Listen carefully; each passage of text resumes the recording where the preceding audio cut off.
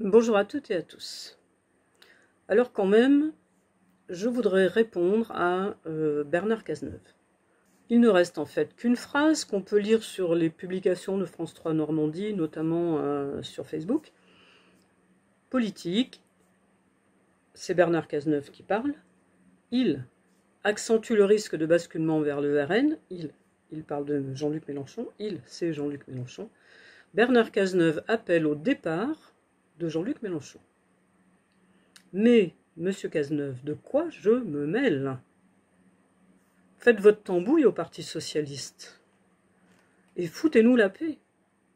Nous, Mélenchon, on l'aime, on le veut, on veut le garder.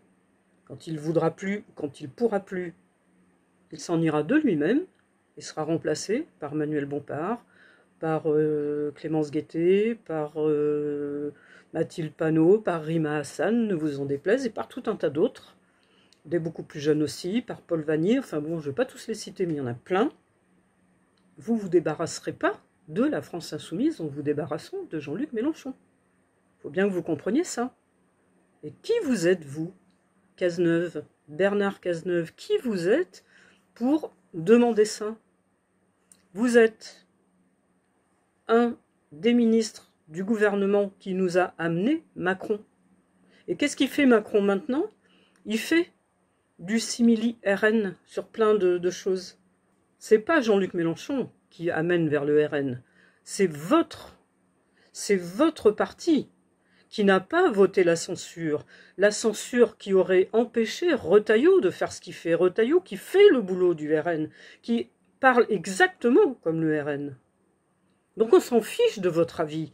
Gardez vos 1,5% là que vous avez eu aux dernières présidentielles et foutez-nous la paix, je le répète, foutez-nous la paix. Vous n'êtes pas à la France insoumise, vous n'avez pas décidé qui va se présenter ou qui va parler pour la France insoumise. On ne sait pas encore qui va se présenter. Nous, beaucoup d'insoumis, on souhaite que ça soit encore Jean-Luc Mélenchon, parce que c'est encore lui qui a le plus de punch, qui est le plus capable, qui est vraiment un homme d'État. Vous êtes qui, vous? Vous êtes responsable de la mort de Rémi Fraisse. Responsable. Je ne dis pas coupable, moi, je dis responsable. Qui a mis en place en France l'ANAS pour coincer les manifestants, même dans les manifestations pacifiques? Qui a fait ça? C'est vous qui avez fait ça.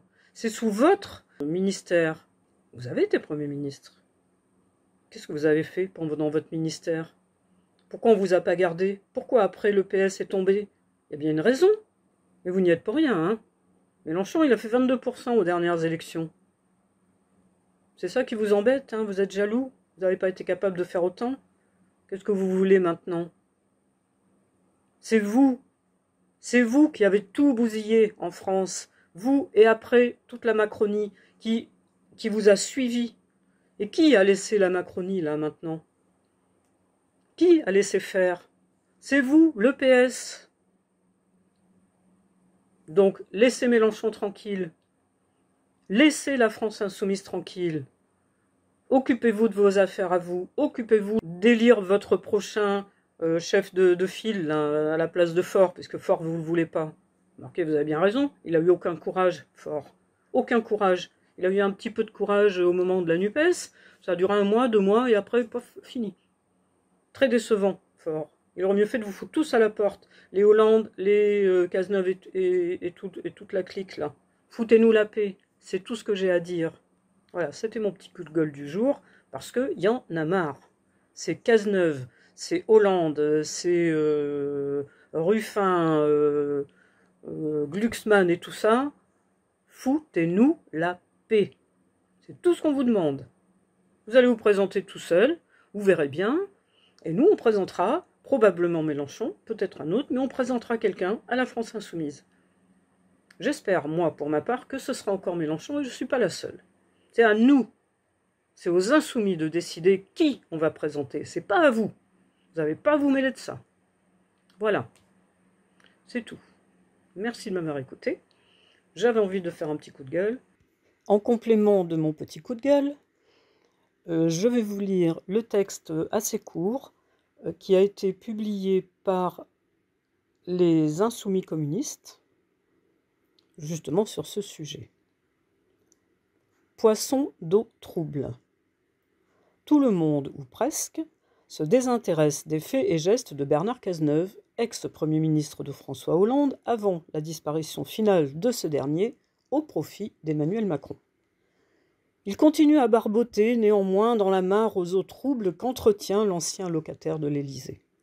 Il vient de répondre aux questions de la Tribune du dimanche, apparemment en mal d'actualité fringante.